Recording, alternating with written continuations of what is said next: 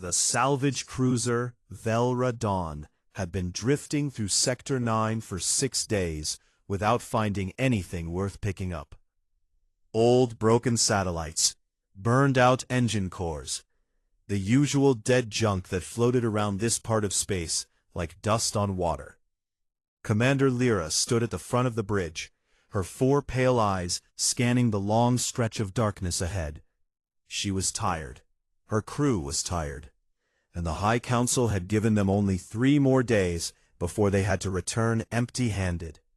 "Nothing again," said Tay from the scanner station. He leaned back in his chair and rubbed his neck. "This sector is dead, Commander. Whatever was here is long gone." Lyra didn't answer right away. She stared at the black screen and thought about the fuel cost, the time wasted, the report she would have to write. She hated writing reports. Then the scanner beeped. It was a small sound, but Tay sat up straight the moment he heard it, because the scanner never beeped in Sector 9. Nothing lived here. Nothing stayed here. "Commander," Tay said slowly, "I'm getting a signal." Lyra walked over. "What kind?" "Low frequency. Old design." He tapped the screen twice. "It's a life support pod. Cryo class." He paused. "And it's still running." The bridge went quiet. Every crew member turned to look at the screen. A cryopod running in Sector 9 made no sense. Cryotechnology needed a ship to carry it, a station to store it, or at least a reason to be out here in the first place. There was none of those things in this part of space. "Life signs?" Lyra asked. Tay checked. His fingers stopped moving on the keyboard. "1," he said. "Faint, but there." Lyra straightened up. "Pull it in." It took 40 minutes to drag the pod into the cargo bay using the magnetic arms. The whole time, the crew gathered near the bay windows and watched. Nobody said much. They just stared at the long silver pod as it floated slowly through the bay doors and settled on the floor with a heavy clank. It was old, much older than anything they had seen before. The surface was scratched and dull, covered in small dents from years of floating through debris. Some kind of dark moss had grown across one side of it. But underneath all of that, the structure was solid. Built well. Built to last. Nari, the ship's medical officer, pushed through the gathered crew and knelt beside the pod, running her scanner across its surface. She had short, dark hair and quiet eyes, and she worked without rushing, reading each number carefully. "Life signs are stable," she said. "Barely, but stable." She moved the scanner to the top panel. "The cryo system is still active." "It's been running on its own internal power source this whole time." Lyra asked, "How long has it been out here?" Nari checked the date stamp on the pod's outer panel. She read it twice before she spoke. 312 years. No one in the bay made a sound. 312 years. The pod had been floating through Sector 9 for over 3 centuries, alone, running on its own power, keeping whoever was inside alive through the cold and the silence and the dark. That wasn't just engineering. That was something else entirely. Tay crouched beside Nari and looked at the symbol stamped into the metal below the panel. It was a circle with a line through it, and below the circle were 2 words, followed by a classification code.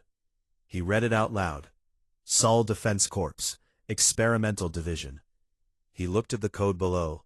Asset Classification, Tier Omega. What is Tier Omega? Nobody answered because nobody knew. The Velra had records of most galactic civilizations. They kept detailed files on species, governments, military structures. They knew about the old human colonies, their expansion period, their technology. They had records of the human silence, the point 300 years ago when all human communication stopped, and the galaxy assumed the species had collapsed or died out. But Tier Omega appeared in none of those records. "It's a rank," Nari offered. "Maybe," Lyra said, but the way she said it made clear she wasn't sure. They moved the pod to the medical bay. which was the largest clean space on the ship. Nari set up the monitoring equipment, while the rest of the crew crowded near the door. Lyra stood at the front. Doru, the ship's security head, stood with his hand resting near his sidearm, not drawing it, just resting. Old habit. "Commander?" Lyra gave a single nod. Nari entered the release code into the panel on the side of the pod. The machine accepted it, and a soft mechanical hiss filled the room as the pressure seals began to unlock. Frost crept out from the edges of the lid like thin white fingers, curling into the warm air and vanishing. The temperature in the bay dropped several degrees. Someone near the door made a small sound of discomfort. Then the lid opened. The man inside was large, not in a soft way, in the way of someone who had been built for something specific. His shoulders were broad, his hands were thick, and even lying still in the cryofoam, there was a heaviness to him that had nothing to do with weight. His skin was pale from the cold sleep, and his hair was dark and cut short. He looked like he could have been 30 years old, or 50. The cryo made it hard to tell. Nari moved in with the stabilizer and pressed it to the side of his neck. The monitors began beeping steadily. His heart rate came up slowly, like something waking from very far away. She ran her scanner across his chest and stopped. "Read the numbers again. Read them a third time." "Nari?" Lyra asked. "His muscle density is—" Nari searched for the right word. "It's not normal. His bone structure is reinforced. There are markers here I don't recognize." She looked up. This wasn't just a man put in cryosleep. Someone modified him, heavily. "Modified how?" Doru asked from the door. "I don't know yet," Nari said quietly, "but whatever they did to him, they did it well." On the monitor, the man's heart rate continued to climb, steady, strong, like a machine coming back online. The frost finished melting, the cryofoam softened around him, and, in the silence of the medical bay, with 12 alien crew members watching from the doorway, the human slowly began to breathe. Nobody moved. Nobody spoke. They just watched. And somewhere in the back of Lyra's mind, the words on the pod repeated themselves like a quiet warning she hadn't understood yet. Tier Omega. She didn't know what it meant, but standing there in that room, watching this man's chest rise and fall with slow, even breaths, she was already beginning to feel that finding out might change everything.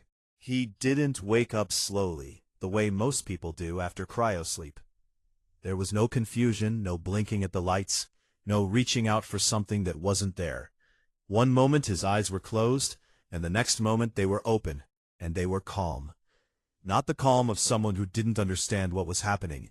The calm of someone who had already decided what to do before they opened their eyes. Nari stepped back without meaning to. She caught herself and stepped forward again, holding up the medical scanner and keeping her voice steady. "You're safe," she said. "You're on a Velra salvage vessel. We found your pod in Sector 9. The man looked at her. Then he looked at the ceiling. Then, very slowly, he turned his head and looked at the rest of the room.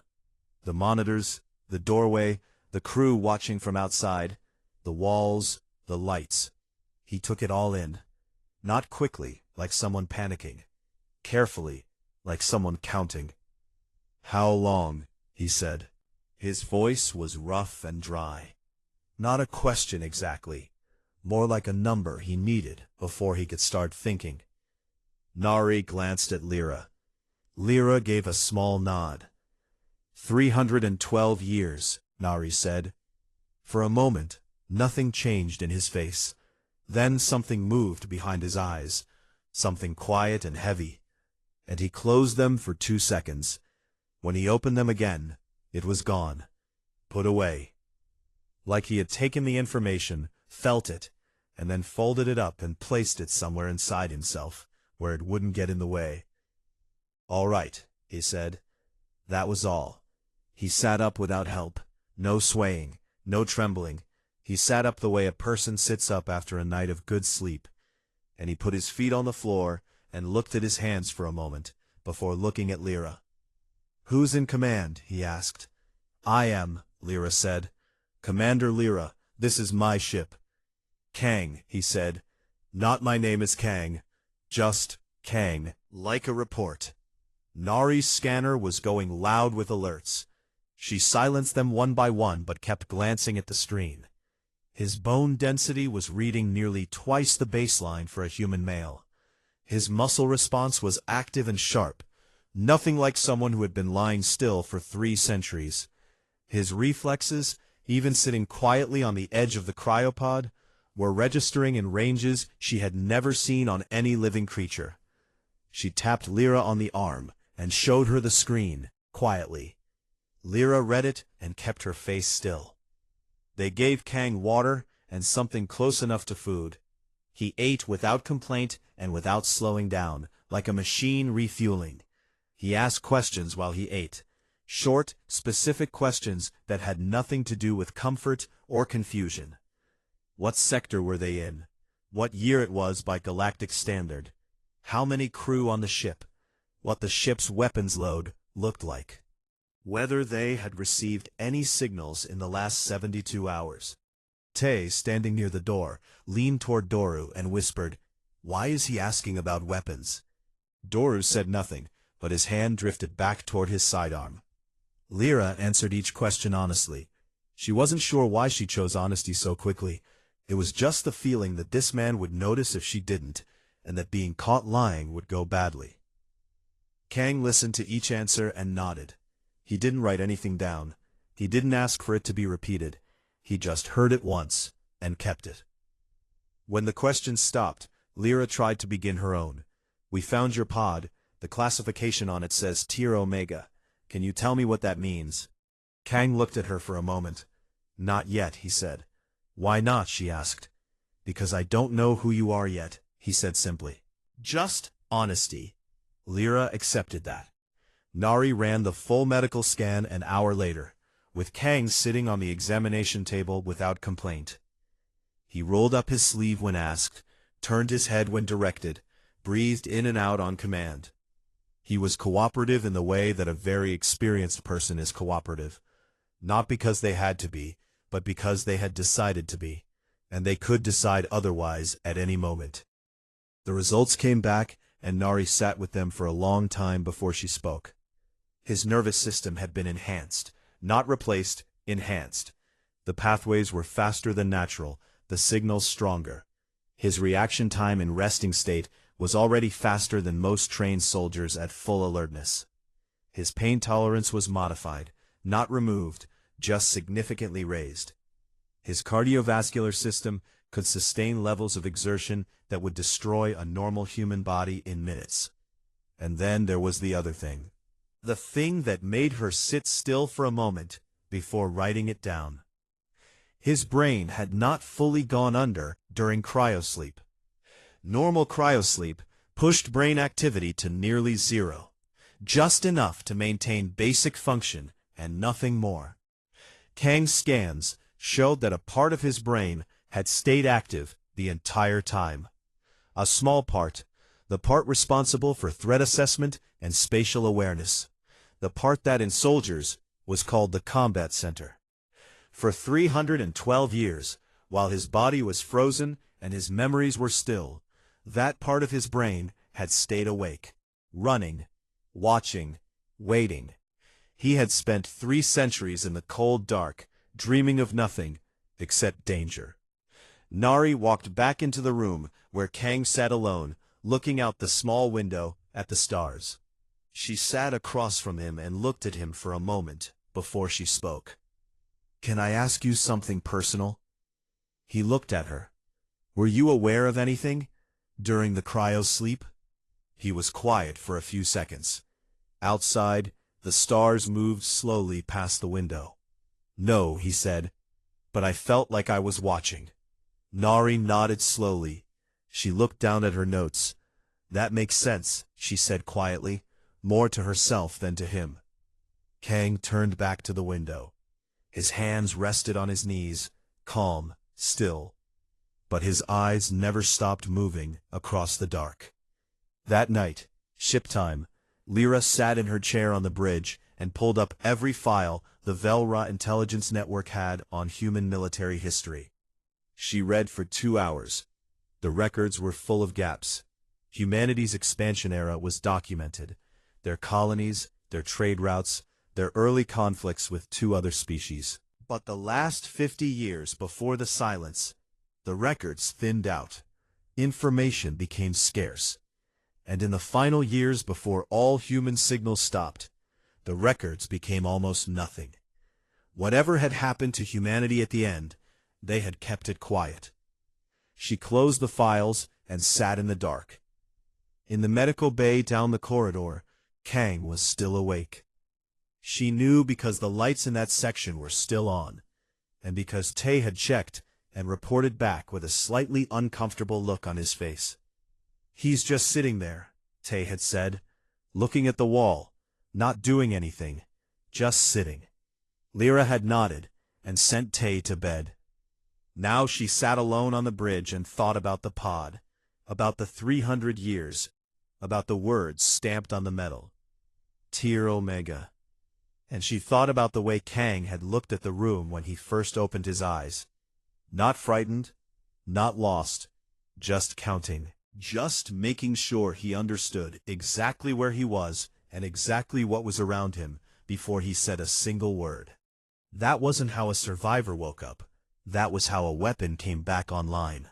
The message came from the High Council on the second morning after Kang's extraction.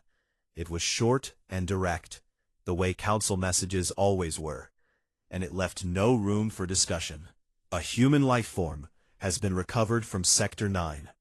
Asad is to be transferred to council custody immediately. An enforcer vessel is being dispatched. Comply without delay. Lyra read it 3 times.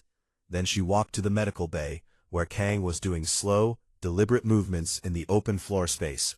Not quite stretching, not quite exercises. Something in between, something practiced. She showed him the message. He read it once, handed it back, continued moving. "They want to take you to the council," Lyra said. "I read it," he said. "Do you know what the High Council is?" "I know what a High Council is," he said. "Same thing everywhere. People who make decisions from a long way away. The enforcer vessel they're sending, it's commanded by someone named Doru. He has a strong reputation. He doesn't treat situations gently." Kang stopped moving. He turned and looked at her. "Are you warning me?" Lyra held his gaze. "I'm informing you." He nodded slowly, appreciated. The enforcer vessel arrived 6 hours later. It was larger than the Velra Dawn, gray and angular, built entirely for function and nothing else. Commander Doru came across on a short-range shuttle with 4 soldiers. He walked like someone who had never been told no and wasn't expecting to hear it now. He was tall for a Velra, with deep-set eyes and a row of decorations on his chest that he made no effort to hide. He looked at Lyra without warmth, and then looked past her, toward the medical bay corridor. "The human," he said, "where is it?" Lyra didn't flinch at the word it. "He's been cooperative." Doru made a sound that said he didn't care. He turned to his 4 soldiers, all of them armed, all of them in full tactical gear, and gestured toward the corridor. "Bring it." Lyra moved to block them, not dramatically. She just stepped into the path. "He's a recovered life form," she said, "under my care until I receive proper transfer documentation." Doru looked at her the way someone looks at a door they're about to open. "The documentation is the message you received this morning. Step aside, Commander." Lyra stepped aside. The 4 soldiers moved down the corridor in a clean formation, weapons up but not raised. They pushed the medical bay door open and stopped. Kang was standing in the middle of the room, facing the door. He was wearing simple borrowed clothing, gray pants and a dark shirt. Nothing fitted, nothing that should have made him look like anything other than a recovered patient. He didn't look like a recovered patient. He looked at the 4 soldiers the way someone looks at a simple math problem. Quick, already solved. "You're here to escort me," he said. The lead soldier stepped forward. "You'll come with us. No resistance." "Sure," Kang said. "Just tell your commander I want to speak with the council directly. Not held, not examined, directly." The soldier stopped. "That's not your call." "I know," Kang said, "but I'm making it anyway." The soldier looked back at the others. A small nod passed between them. All four raised their weapons. Lyra stood at the corridor entrance, behind Doru. She had her hand on her own sidearm, and she still didn't know whose side she was going to take if this went wrong. It was over before she finished the thought. She didn't see all of it clearly. Nobody did. It was too fast for that. What she saw was Kang move, once, cleanly, without any wasted effort, and then all four soldiers were on the floor. Not dead. She checked that first. All four were breathing, pinned in positions that made it very hard to get up, none of them with injuries that would last. Kang had taken their weapons while he put them down. He held all four of them in one hand, loose and easy, and walked to the doorway and held them out toward Nari, who was standing just outside. "Hold these," he said. Nari took them. Her hands were steady, but her face was not. Kang looked at Doru. Doru had not moved. His decorations caught the light. His expression had changed completely. The comfortable arrogance was gone, replaced by something that was not quite fear, but was close to it. "I'd like to speak with the council," Kang said, in exactly the same tone he had used with the soldiers. Calm, clear. "You can arrange that, or I can wait here while you figure out how to explain to them what just happened. Either way works for me." Doru said nothing for a long moment. Then he turned and walked back toward his shuttle, without a word. Tay pulled up Kang's recovered military file that afternoon. The Velra intelligence network had cracked about 40% of it.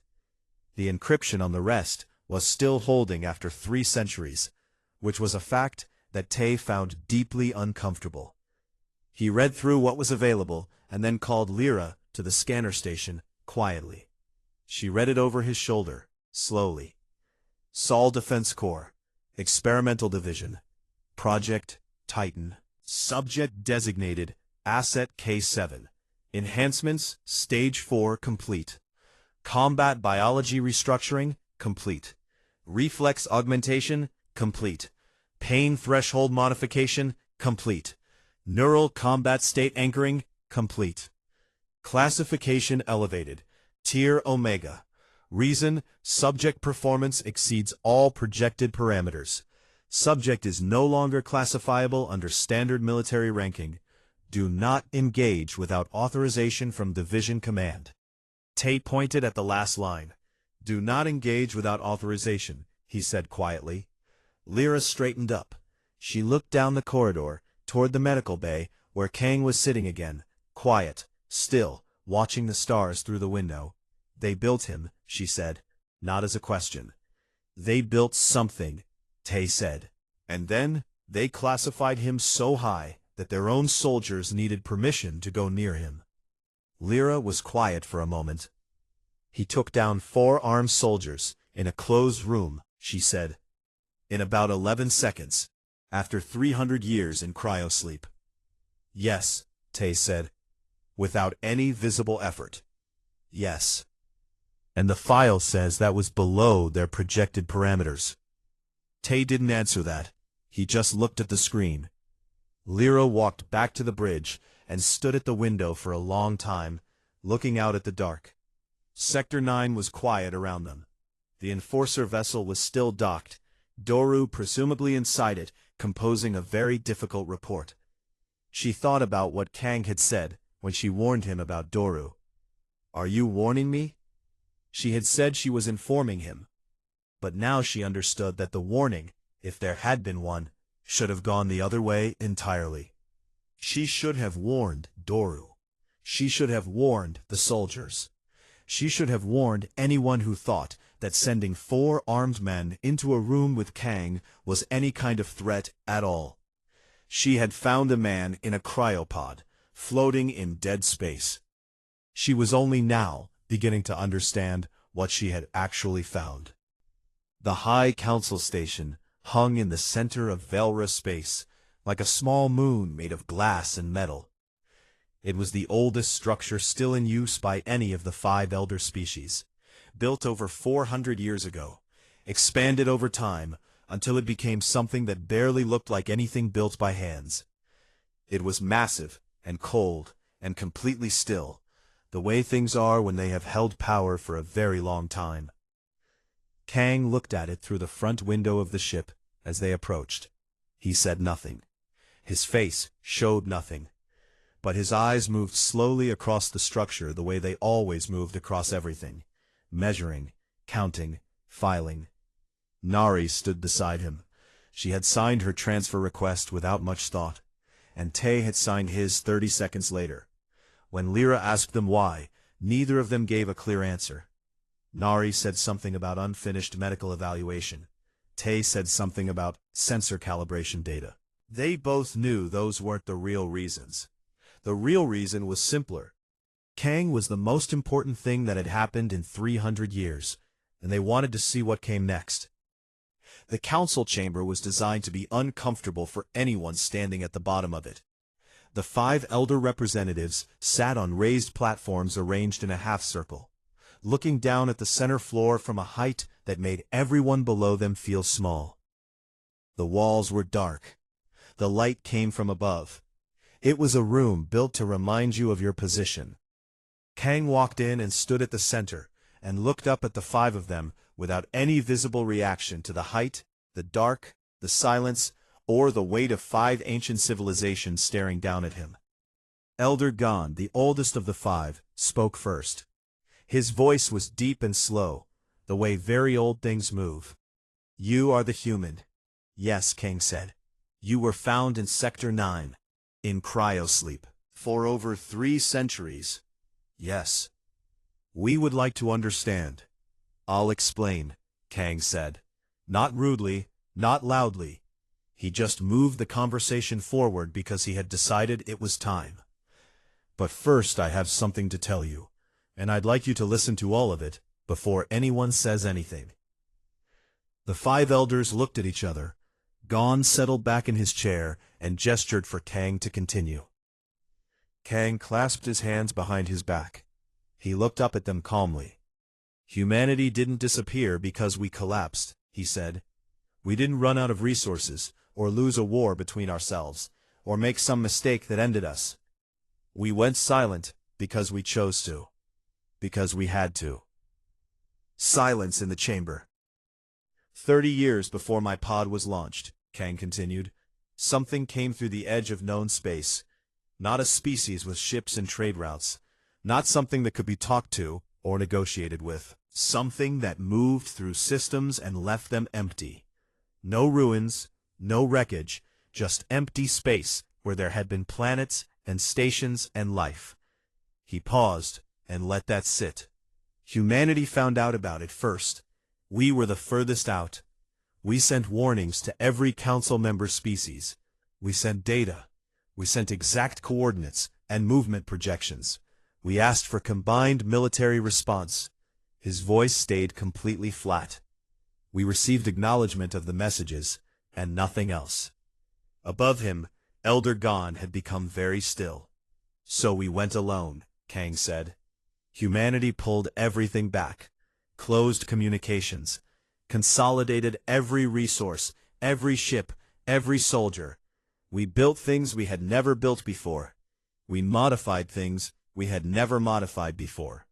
He looked down at his own hands for a moment. "And then we went to the edge of known space to fight something that the rest of the galaxy had decided wasn't worth the cost of stopping." The chamber was completely silent now. "I was put in cryo before the final engagement. I don't know who won." His voice stayed even. "I don't know if anyone on my side survived. I woke up on a salvage ship with a crew that had never heard of Tier Omega, which tells me that either the records were buried or there's nobody left who made them." He stopped. He let the silence run for several seconds. Then he looked directly at Elder Gon. "I want to know what the Council knows about what happened after the last engagement. I want to know what your long-range sensors picked up at the edge of Sector 9 in the years following the human silence. And I want honest answers." Gon was quiet for a long time. The other 4 elders did not speak. 2 of them were looking at the floor. Finally, Gon said, in a voice that had lost some of its weight, "We received the warnings." "I know," Kang said. "The Council assessed the projected cost of intervention." "I know that too," Kang said. "I want to know what your sensors showed after. That's what I'm asking." Gon closed his eyes, opened them. "The edge of Sector 9 went dark," he said quietly. "All readings, for 11 years. Then the sensors came back. The movement signatures were gone." Kang nodded slowly. "Something stopped it." "Yes," Gon said. "And the Council didn't investigate what stopped it." A long pause. "No. Because investigating would mean acknowledging that you knew what was out there." Gon said nothing. In the gallery above, Nari and Tay stood side by side and watched. Neither of them spoke for a long time. Eventually, Tay said very quietly, "He already knew." Nari looked at him. "He already knew the Council ignored the warning. Look at him. He came here knowing that. He came anyway." Tay shook his head slowly. He just needed them to say it out loud. Nari thought about the medical scans, about the combat brain that never slept, about the enhancements that went beyond what any species had done to its own soldiers. She thought about what it meant to build a person into something like Kang, to take a human being and refine every part of them for a single purpose. They hadn't built him to survive. They had built him to be the last option, the thing you send when everything else is gone. Below them, Kang was still standing at the center of the chamber, looking up at 5 representatives of the galaxy's oldest civilizations. He stood the way he always stood, relaxed, still, measuring. His borrowed gray clothes looked completely wrong in that chamber. He had no rank displayed, no medals, no uniform. He didn't need any of those things to fill the room. Gon spoke again. "What is it you want from the Council?" Kang looked at him for a moment. "Right now," he said, "I want a ship, and I want to know exactly what your sensors showed at the edge of Sector 9 for the last 300 years. Every reading, every anomaly, every gap." "And then?" Gon asked. Kang didn't answer that. He turned and walked back toward the chamber exit, and his footsteps were quiet and even on the dark floor. He didn't need to answer it. They all knew. He was going to finish what humanity had started, with or without them. And the 5 elder representatives of the most powerful civilizations in known space sat in their high chairs in their dark chamber and said nothing, because not one of them was willing to be the first to admit that they were relieved it wasn't their problem to solve. The Council debated for 4 hours. Kang waited in a side room with a cup of something warm that wasn't quite coffee and a window that looked out over the lower docking level.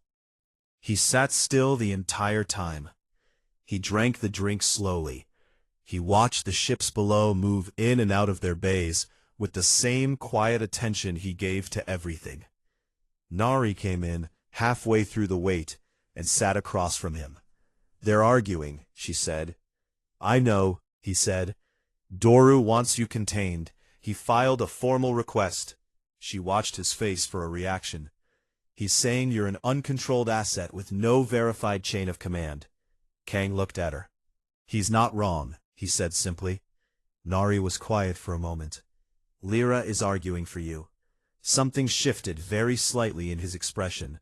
Not much, just enough to notice. "She doesn't know me," he said. "No," Nari agreed. "And she makes her decisions based on what she sees." She paused. "I signed my transfer, Tay 2. We'd like to stay with your ship, if the Council approves one." Kang looked at her for a moment. His eyes were steady and dark and hard to read, but not cold. Never cold. "It's going to be dangerous," he said. "Yes," she said. "I can't tell you exactly where we're going or what we'll find when we get there." "I know." He nodded once. That was all, but it was enough. The council approved the request by a vote of 3-2. Doru's containment motion was rejected. A ship was assigned. Mid-class, fast, well-armed, nothing flashy. Lyra was given formal command of it, which was a compromise that satisfied nobody, but worked for everyone. The data from the Sector 9 long-range sensors was transferred to the ship system in a compressed archive.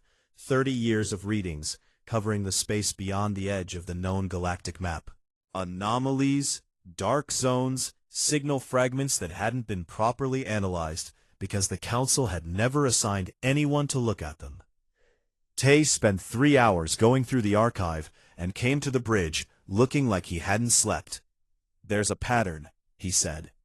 He pulled it up on the main screen. A line of dark zones moving through Sector 9 in a slow arc.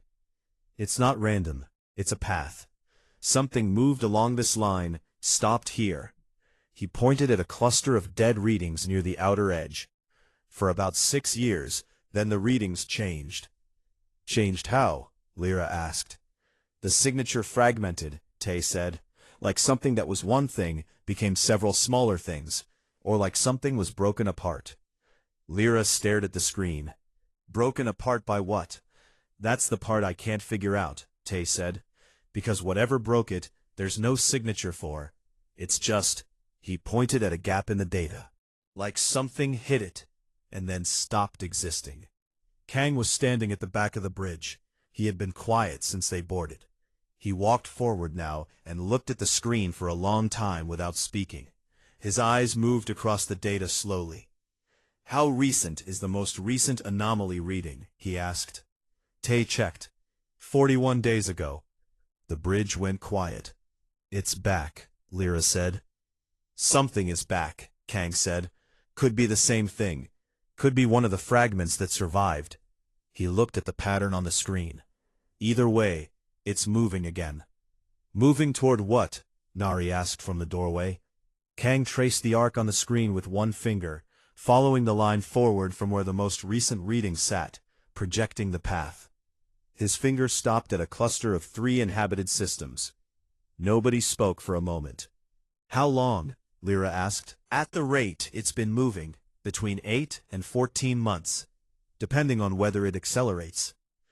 Lyra straightened up and looked at Kang. "We should report this to the council." "We will," Kang said, "but reporting it won't stop it." He looked at the screen. "That's not what we're here for." They left the council station that evening. The docking clamps released, and the ship, Lyra had named it Dawn's Edge, quietly, without announcement, pulled away from the station and turned its nose toward the dark. Kang stood at the front of the bridge and watched the council station get smaller behind them, through the rear display. It shrank slowly, its lights reflecting off the hull of the ship in long lines. Elder Gon was waiting at the docking exit when they left. He had come down from the chamber alone, without attendants, which Nari said was unusual. He had stopped Kang just before boarding. He stood in front of him, with the weight of several hundred years on his face, and asked the question that had been sitting in the chamber since Kang first walked in. "Will humanity forgive what we allowed?" Kang had looked at him for a moment, just a moment. Then he spoke quietly, without anger, without bitterness, which somehow made it worse. "That's not my call," he said. "I'm the last thing they'd built, before the lights went out. Forgiveness wasn't part of my design." He walked past Gon and boarded the ship. Now, with the station behind them and the dark ahead, Nari stood at her station and watched the long-range scanners.